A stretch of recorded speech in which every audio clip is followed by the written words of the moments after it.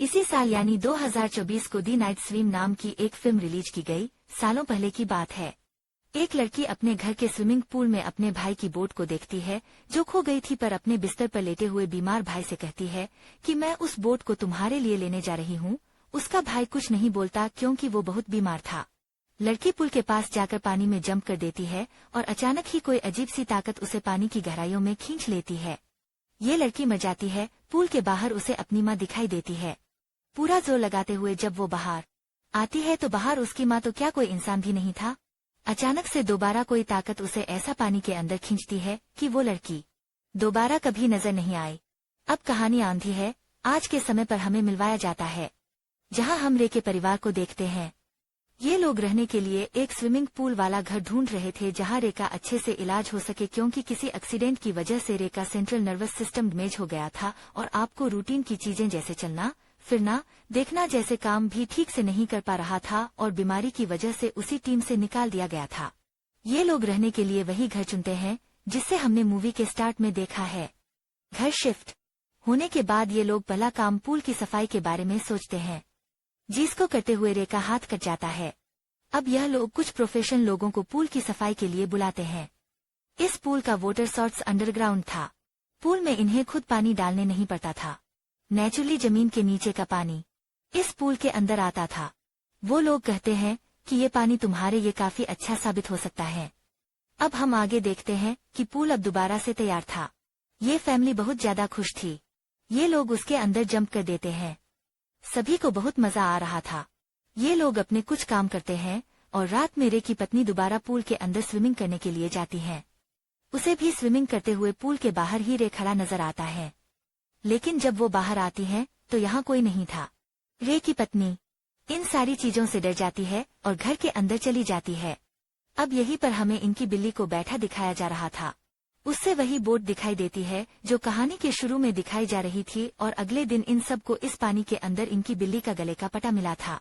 इनकी बिल्ली अब गायब हो चुकी थी। रे का बेटा इसी से बहुत ज्यादा उदास हो चुका था। उसकी माँ उससे कहती है, उदास ना हो, हम इस पुल के ऊपर एक कवर लगा देंगे ताकि आइंदा कभी ऐसा कुछ ना हो पाएगा। यही रे नोटिस करता है कि कल जो स्विमिंग पूल से उसके हाथ में बड़ा सा कट लगा था उसमें बिल्कुल दर्द नहीं है। वो पट्टी खोल के देखता है तो इतना बड़ा कट बिल्कुल ठीक हो चुका था, ऐसे जैसे कभी कोई चोट लगी ही ना हो। रे को लगता है कि ये सब पूल के पानी की वजह से हुआ है, इसीलिए वो पूल में ज्यादा से ज्यादा समय गुजारने लगता है। जबकि दूसरी तरफ रे की पत्नी को पूल से जुड़े कुछ बुरे सपने भी आने लगते हैं। रे अगले दिन डॉक्टर के पास रेगुलर चेकअप के लिए जाता है। डॉक्टर आश्चर्य से कहते हैं, रे बहुत तेजी से रिकवर कर रहा है। दिखाया जाता है कि रे का बेटा स्विमिंग पूल के पास बैठा था। जब अचानक स्विमिंग पूल के अंदर बहुत से सिक्के आना शुरू हो जाते हैं। उसे लगता है कि ये सिक्के शायद उसके पापा फेंक रहे हैं, जिन्हें वो जमा करना शुरू कर देता है। और उसे अचानक पानी के अंदर एक बच्ची दिखाई देती है, वही बच्ची जो इस मूवी के स्टार्ट में इसी पूल में गायब हो गई थी। वो बच्चे स्विमिंग पूल के ड्रेन हॉल से मदद मांग रही थी। इस ड्रेन के अंदर हाथ डालने पे पहले इस बच्चे को एक खिलौना मिलता है। जब वो इस खिलौने को बाहर निकालता है तो उसके ऊपर बहुत से बाल लगी हुई थी। अचानक वो बाल हाथों में बदल जाती है और ये हाथ उसे अपनी तरफ खींचने लग जाता है। बच्चा बहुत ज्यादा डरकर यहाँ से बाहर निकल आता है। वो ये सारी बातें अपनी माँ को बताता है। उसकी माँ जब चेक करती है तो वहाँ कुछ भी नहीं था। यह सब लोग मिलकर अब रे की बेसबॉल प्रैक्टिस में जाते हैं। जो कहते हुए पहले तो रे काफी कमजोर महसूस कर रहा था अपने आप को, लेकिन भीड़ जब पूरा फोकस लगाता है तो इस बार उसने ऐसी शॉट लगाई थी कि बॉल तक फट गई थी। सब लोगों के साथ साथ वो खुद भी इस चीज से हैरान था। रात में रे और उसकी पत्नी डिनर के लिए चले जाते हैं। रे की बेटी अपने दोस्त को बुला लेती है। ये लोग जब स्विमिंग पूल में स्विमिंग कर रहे होते हैं तो अचानक उस बच्ची को पानी के अंदर भूत नजर आता है, जिससे डर कर वो पूल से बाहर ही निकलने वाली थी, पर वही भूत उसे पानी के अंदर खींच लेता है। सिर्फ यही नहीं, यह भूत उसे स्विमिंग पूल के पानी से भी नीचे ले गया था।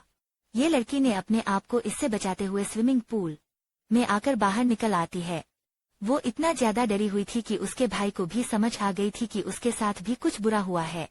वो लड़का अपनी बहन से कहता है कि मैं जानता हूँ इस पूल में कुछ ना कुछ गड़बड़ है, पर हमें माँ और पापा को इसके बारे में बताना चाहिए। लेकिन वो लड़की कहती है, नहीं, तुम ऐसा नहीं करोगे, क्योंकि ये पूल ही है जो हमारे पापा को बहुत तेजी से ठीक कर रहा है और हमारी माँ भी खुश रहने लगी है। इन दोनों का मानना था कि ये पूल भूतिया है, लेकिन वो इस बारे में अपने मोमंड को नहीं बताते। अगले दिन ये लोग पूल पार्टी रखते हैं और रे ने जिस एजेंट से घर खरीदा था वो एजेंट भी वहां आती है। रे की पत्नी उससे सवाल करती है कि मैंने सुना है कि 15 साल तक यह पूल बंद रहा, ऐसा कैसे हो सकता है कि इतने सालों में यहाँ रहने वाले लोगों ने इस पुल का इस्तेमाल ही नहीं किया। एजेंट बताती है कि काफी सालों पहले यहाँ पे एक लड़की डूब गई थी, जिसके बारे में लोगों ने अनाप-शनाप बातें शुरू कर दी। लोगों इस पुल से डरने लगे और फिर किसी ने इस पुल को चलाया ही नहीं। रे की पत्नी कहती है, क्या उस बच्ची का नाम रबिका तो नहीं था? एजेंट हैरान रह गया कि तुम्हें इस बारे में कैसे पता है। दरअसल ये नाम असल में पूल ने रे की पत्नी को बताया था।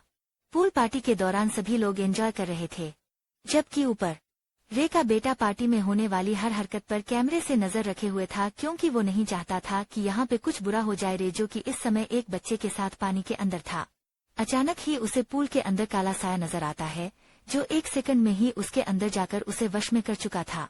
उस काले साए के कब्जे में आते ही रे उस बच्चे को लेकर पानी के अंदर चला जाता है। अपने रूम में खड़ा होकर रे का बेटा ये सब चीजें नोटिस कर लेता है और नीचे आकर अपनी माँ को बताता है। ये लोग रे के हाथ में मौजूद उस बच्चे को तो बचा लेते हैं, पर जिस बच्चे को लेकर रे पानी के अंदर गया हुआ था वह उसके कोच का बेटा था। कोच बहुत ज्यादा नाराज था, वह रे के खिलाफ FIR भी करवा सकता था, पर रे की पत्नी उसे समझाती है कि ये रे की बीमारी की वजह से हुआ होगा।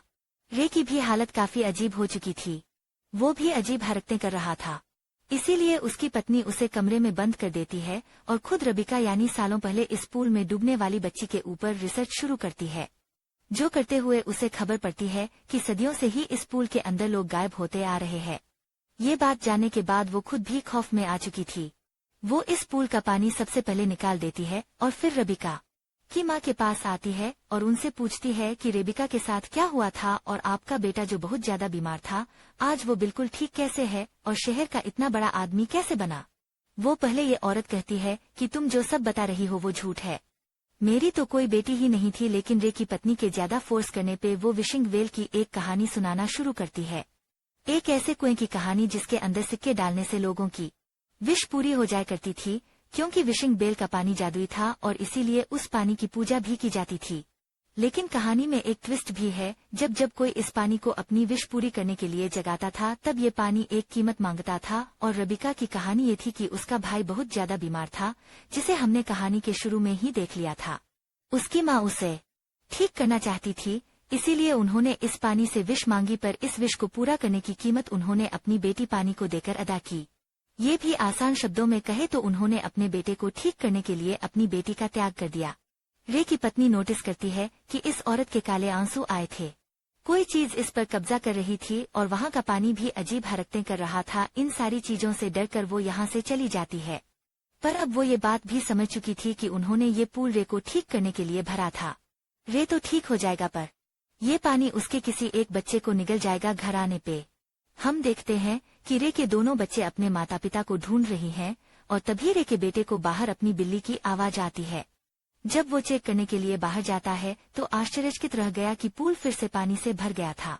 यह चीज उसे परेशान करती है, क्योंकि वह जानता था कि उसकी माँ ने इस पूल को खाली कर दिया है। वह पूल को चेक करने के लिए आगे बढ़ता है और तभी दोबारा उसे पूल के अंदर एक ट्यूब पे अपनी बिल्ली बैठी हुई नजर आती है, जिससे बचाने के लिए जब वो पूल के अंदर जाता है तो कोई चीज उसे पूल के अंदर खींच देती है और पूल का कवर बंद होना शुरू हो जाता है। रे की बेटी जो ये सब देख रही थी वो अपने भाई को बचाने के लिए बाहर जाती है और इतने में ही यहाँ पर रे की पत्नी भी आ जाती है। ये दोनों मिलकर पूल का कवर वापस खोलने की कोशिश में लग जाते हैं और रे की पत्नी अपनी बेटी से कहती है, जाओ तुम रे को बुला के लाओ अपनी मदद के लिए। पर अंदर रे को तो किसी शैतानी ताकत ने बुरी तरह वश में कर लिया था, अपने कब्जे में ले लिया था और इसीलिए रे अपनी बेटी के ऊपर भी हमला कर देता है।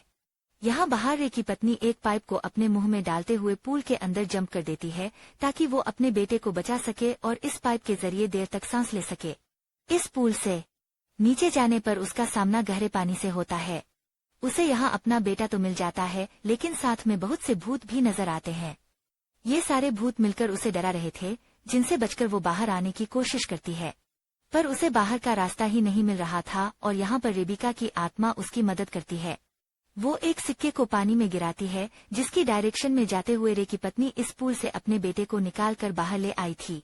लेकिन अब उसका बेटा सांस नहीं ले रहा था। वो उसे बचाने की कोशिश में थी और तभी यहाँ पर पजेस हुआ रे आ जाता है और उसे कहता है कि तुम अपने बेटे को नहीं बचा पाओगी। ये कहते ही वो अपनी पत्नी को भी गर्दन से पकड़कर हवा में उठा देता है। उससे पहले कि वो अपनी पत्नी को मार देता, पीछे से उसकी बेटी उसी का बेसबॉल बैट उसके सर के ऊपर मारती है। उसकी बेटी उससे होश में आने को कहती है और तभी रे को अपनी परिवार के साथ बिताए गए अच्छे पल याद आते हैं। उससे एक उल्टी आती है और ऐसे उसके अंदर मौजूद एविल आत्मा बाहर निकल जाती है और जो एविल आत्मा रे के अंदर से निकली थी उसने पानी को काला कर दिया था। रे अब समझ चुका था कि किसी को तो पानी के अंदर जाकर अपनी सैक्रिफाइस देनी होगी। वो अपनी परिवार को बचाने के लिए खुद इस पानी के अंदर गिर जाता है और ये पानी उसे सैक्रिफाइस के तौर पे कबूल करके उसके बेटे को एक नई जिंदगी दे चुका था। और मूवी के आखिरी सीन में दिखाया जाता है कि रे की परिवार उससे बहुत ज्यादा याद कर रही थी। उन्होंने अब फैसला किया था कि वो जिंदगी भर इसी घर में रहेंगे ताकि आइंदा कभी कोई इस पूल के पानी को ना जगाए और ना ही ये पूल किसी और आदमी की जान ले, जिसके साथ ये कहानी यहाँ खत्म हो जाती है। और अगर ये वीडियो पसंद आई हो तो इसे लाइक करें और अगर आप चैनल पर नए हो तो इस चैनल को जरूर सब्सक्राइब कर लें। मिलते अगली वीडियो में, तब तक लिए बाय।